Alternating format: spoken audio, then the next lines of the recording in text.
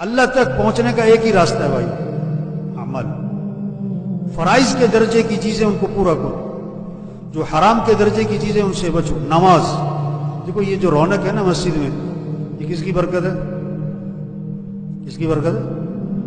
یہ رمضان جاتا ہے تو مسجد کی رونق بھی، بولو بھائی، بولو بھائی، یہ بہت سارے رمضانی نمازی بیٹھے ہیں، جیسے حافظ ہوتے ہیں نا، رمضانی حافظ، اس طرح رمضانی نمازی۔ اللہ تک پہنچنے کا راستہ اعمال ہیں، اور اس میں سب سے اہم چیز کیا ہے؟ نماز ہے۔ اور نماز کب تک ہے؟ کب تک ہے بھائی؟ دیکھو، پہلا چاند نظر آتا ہے مسجد بھر جاتی ہے، دوسرا چاند نظر آتا ہے مسجد، ایک چاند پر مسجد میں آئے، دوسرے چاند سے مسجد سے، دیکھو یہ سب پکی نیت کرو، 5 نمازیں پڑھنی انشاءاللہ۔ کتنی؟ کب تک؟ موت تک۔ نماز سے ہمارے مسئلے حل ہوں گے۔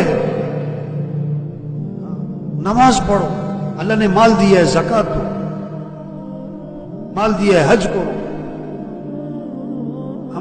ہمیں اللہ کو ساتھ لینا ہے، اور اللہ کو ساتھ لینے کا راستہ یہ اعمال ہے، قرآن کی تلاوت ہے، روزانہ اہتمام سے قرآن پڑھیں، آدھا سپارہ، چلو پاؤ سپارہ، گھر کا ہر فرد اللہ توفیق دے پورا سپارہ پڑھے، مہینے میں قرآن ختم ہو۔ دیکھو، اگر آپ روزانہ 1 سپارہ پڑھو، روزانہ 1 سپارہ، تو مہینے میں قرآن ختم۔ سال میں کتنے؟ سال میں کتنے بھائی؟ 12، تو آپ کو 100 نمبر۔ اگر آپ روزانہ آدھا سپارہ پڑھو، 2 مہینے میں قرآن ختم، سال میں 6، آپ کو 50 نمبر۔ آپ روزانہ پاؤ سپارہ پڑھو، 4 مہینے میں ختم، سال میں 3، آپ کو 25 نمبر۔ پورے سال میں 1 قرآن ختم کیا، آپ کو 10 نمبر، اور پورے سال میں 1 قرآن بھی ختم نہیں ہوا تو 0۔ اب ہر ایک دیکھے کہ وہ کہاں کھڑا ہے، 100 نمبر پہ کھڑا ہے، 50 پہ کھڑا ہے، 25 پہ کھڑا ہے، 10 پہ کھڑا ہے، کہ 0 پہ کھڑا ہے۔ کسی کو بتانے کی ضرورت نہیں ہے، اپنے آپ سے پوچھ لو۔ تو سب نیت کرو بھائی، روزانہ قرآن پڑھنا ہے انشاءاللہ، ہمیں اللہ کو ساتھ لینا ہے۔ اللہ کو ساتھ لینے کا راستہ یہ اعمال ہے، نماز ہے، قرآن ہے، ذکر ہے، تسبیح کا اہتمام کریں۔ دیکھو سچی بات ہے، جو ذکر نہیں کرے گا نا، دل میلا ہو جائے گا، اور جب دل میلا ہو جائے گا تو نیکی کا شوق، نیکی کا شوق۔ مسجد کو روز صاف کرنا پڑتا ہے، گھر کو روز صاف کرنا پڑتا ہے، دفتر کو روز صاف کرنا پڑتا ہے، اینک کو بار بار صاف کرنا پڑتا ہے، گاڑی کا شیشہ بار بار صاف کرنا پڑتا ہے۔ اس دل کو بھی کیا کرنا پڑتا ہے؟ دل کو بھی بار بار صاف کرنا پڑتا ہے۔ غبار چھا جاتا ہے، میل چھا جاتا ہے۔ دل کی صفائی ہے قرآن کی تلاوت سے، دل کی صفائی ہے اللہ کے ذکر سے، دل کی صفائی ہے آخرت کے تذکروں سے، دل کی صفائی ہے موت کی یاد سے، دل کی صفائی ہے استغفار کی کثرت سے۔ جو قرآن نہیں پڑھے گا، ذکر نہیں کرے گا، موت کو یاد نہیں رکھے گا، استغفار کی کثرت نہیں کرے گا، اس کا دل کیا ہو جائے گا؟ میلا۔ اور جب دل میلا ہوگا تو نیکی کا شوق ہی نہیں، نیکی کی طرف رغبت ختم ہو جائے۔ بیمار کو میٹھی چیزیں، بولو بھائی، بیمار کو میٹھی چیزیں کیا لگتی؟ کڑوی لگتی۔ بیمار کو عمدہ کھانے اچھے نہیں لگتے، کھانے تو بہت عمدہ ہے، چیز تو بہت میٹھی ہے، وہ خود بیمار ہے۔ جب دل بیمار ہو جاتا ہے تو پھر نماز کا شوق، مسجد جانے کا شوق، رات کو اٹھنے کا شوق، قرآن کا شوق، نیکی کا شوق ختم ہو جاتا ہے۔ تو سب نیت کرو بھائی، روزانہ ذکر کرنا ہے انشاءاللہ۔ کتنا؟ کہتے کم از کم تیسرا کلمہ 100 دفعہ صبح، 100 دفعہ شام، استغفار 100 دفعہ صبح، 100 دفعہ، اور درود شریف 100 دفعہ صبح، 100 دفعہ۔ اس پر آئیں، اس پر سب کو لائیں۔ گھر کا ہر فرد، گھر کے ہر فرد کے پاس تسبیح ہونی چاہیے۔ آج موبائل سب کے پاس ہے، 2 ہے، تسبیح نہیں ہے۔ ذکر کریں، ذکر سے اللہ ہمارے ساتھ ہو، ذکر سے ہمیں اطمینان ملے گا۔ مچھلی کو سکون کہاں ملے گا؟ کیوں بھائی؟ پانی سے نکال کے سونے کے تخت پہ رکھو، 10 لاکھ کے بیڈ پہ رکھو، تڑپے گی۔ دل کو سکون ملے گا اللہ کی یاد سے، اللہ کی یاد سے۔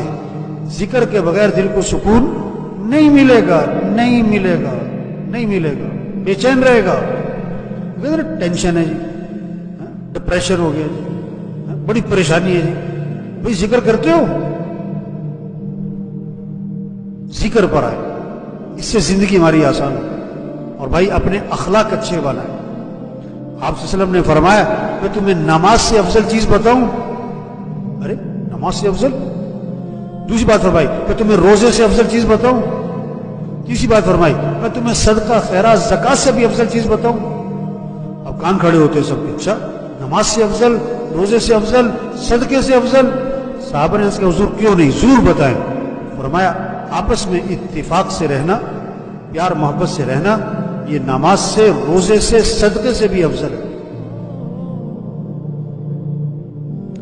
بہت بڑا طبقہ ہے، بہت نمازیں ہیں، بہت اشراق ہے، بہت تہجد ہے، بہت تلاوت ہے، بہت اعتکاف ہے، بہت اعمال ہے، لیکن جھگڑے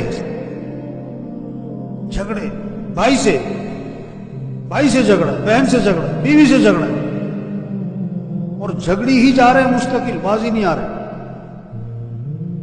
آپ نے فرمایا کہ آپس کی نا اتفاقی یہ موڑ دینے والی چیز ہے، جسے اس طرح بالوں کو موڑ دیتا ہے، اس طرح نا اتفاقیاں، رنجشیں، یہ جھگڑے نیکیوں کو موڑ کے رکھ دیتے ہیں۔ تو بھائیو جتنے ساتھی بیٹھے نا، جس کا جھگڑا چل رہا ہے، سب نیت کرو جھگڑا ختم کرنا ہے انشاءاللہ۔ جھگڑا کیا کرنا ہے بھائی؟ کیسے ختم ہوتا ہے جھگڑا کیسے ختم ہوتا ہے؟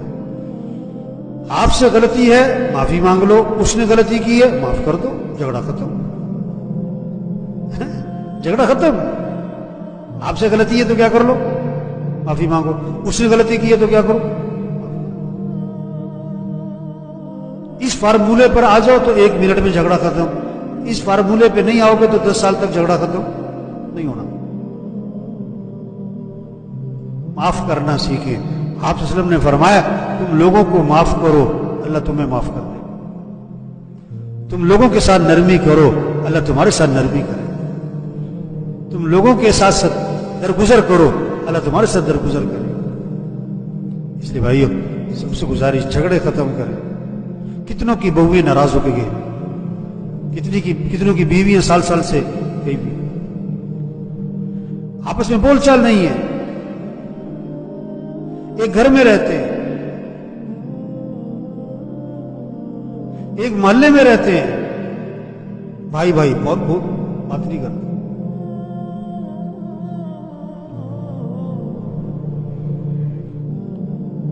شب قدر کا وظیفہ کیا ہے؟ 4 قسم کے لوگوں کی مغفرت نہیں ہونی شب قدر میں۔ شب قدر میں 4 قسم کے لوگوں کی مغفرت نہیں ہونی۔ شراب پینے والا کوئی مغفرت نہیں، ماں باپ کا نافرمان کوئی مغفرت نہیں، رشتے توڑنے والا، قطع رحمی کرنے والا کوئی مغفرت نہیں، دل میں کینہ رکھنے والا، کھوٹ رکھنے والا، کسی کا نقصان چاہنے والا، اس کی کوئی مغفرت نہیں۔ اخلاق اچھے بنا تو سب نیت کرو بھائی جھگڑے ختم کرنے انشاءاللہ۔